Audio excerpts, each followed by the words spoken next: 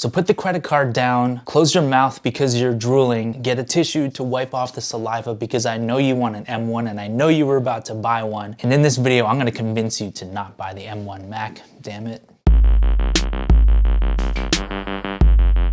So Apple released these M1 Macs and they look so spicy. We got the MacBook Pro, there's the MacBook Air, and then there's the Mac Mini, which is only $699. That's like half the price of a MacBook Pro and you can get that spicy, juicy M1 power. So here's reason number one why you should not buy an M1 Mac. Do you have the money to buy the M1 Mac? That's what it really comes down to. If you're thinking about upgrading your MacBook Pro to a MacBook Air or a Mac Mini or one of the M1 Macs, let's break it down. The new MacBook Pro, for example, costs $12.99 to start. One pizza costs $20, so 1,300 divided by 20. Hey, Google, what's 1,300 divided by 20? The answer is 65. 65, so you can get either 65 pizzas or you can get one MacBook Pro with the M1 processor. That's a lot of pizzas. Or you can have a MacBook Pro which will last you the next 5 years. Actually, that's a pretty good investment to just get the MacBook Pro. I just talked myself out of my own argument. But stop it, Ben. These people want to know why they should not get the M1. So if you don't have the money, don't invest in the M1.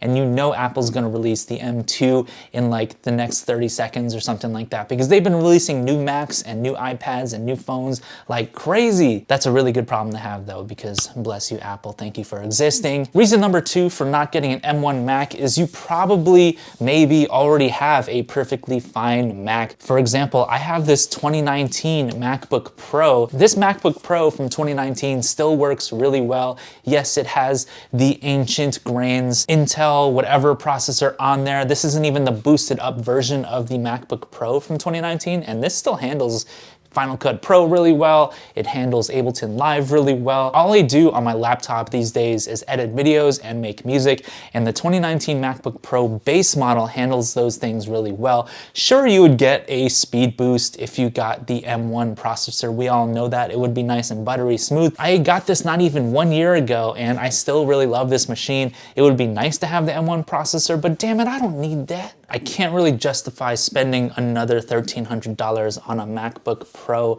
right now, especially when this one works just fine and I'm trying to do the whole minimalism thing where I just have a few high quality things and get rid of the rest. And this is still a very high quality machine, even though it doesn't have that fancy new keyboard or of course the M1 processor. I still like this MacBook Pro. Don't get the MacBook Pro M1, damn it, Ben.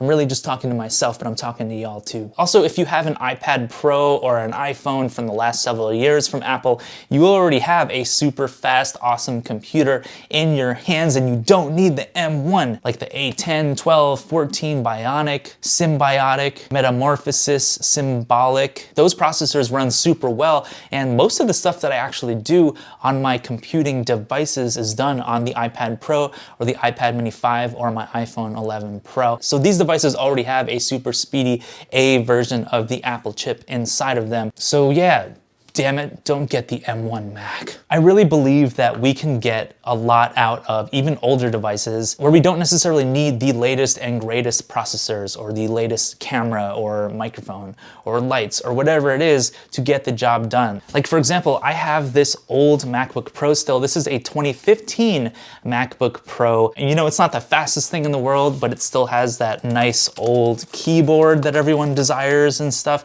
The screen looks really fantastic. The battery doesn't last very long on this thing. Overall, you know, I can edit 4K video on this machine. I can edit my music on this machine. It gets a little choppy when doing those two things, but it works. So for me, when I'm thinking about upgrading my Mac, it's a money thing, it's a desire thing, it's a inspiration thing. Like sometimes buying a new product will get you inspired to create, and I totally get that. And I am a victim of buying new shiny things to get me to get excited about working on things or whatever. So there's nothing wrong with that. But I've been thinking about my gear and I'm thinking about my computer and my editing kind of workflow. And really, I have all I need right now to make really spicy 4K content. I guess my big point is it's not the processor that's holding me back right now.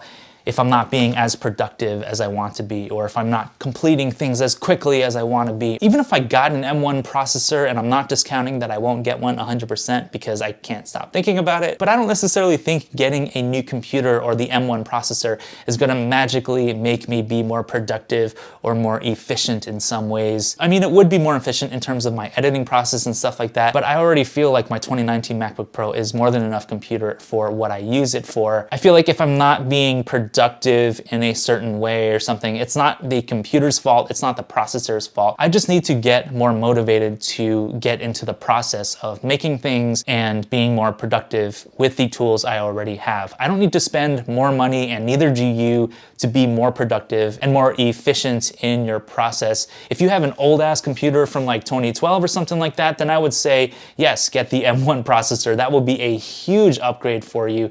But if you're using something from the last few years and you feel like it's getting the job done and you don't really feel like shelling out $1,300, I really don't think it's necessary for you to max out your credit card getting that new computer. And right now, I just have a feeling in pure Mac fashion that I would get the M1, and then 2 days later, Apple will be like, and introducing the M2 processor. And I'm just like, girl, I just bought the M1. What are you trying, why are you doing this to me? So anyway, those are some of my thoughts over whether you should get the M1 processor or not. Let me know in the comments if you did get an M1 Mac, or if you're thinking about getting one and you're on the fence. I love seeing y'all in the comments section below. Be sure to like and subscribe, all that fun stuff. You know what to do. Listen to my music on Spotify and Apple Music. I highly appreciate all of your streams and shares with your friends. It means a lot to me. And also you can check out my merch shop, benaqua.shop, where I have a bunch of my shirts and some art prints and accessories. Thank you so much for all the support and for watching this video, and I will see you in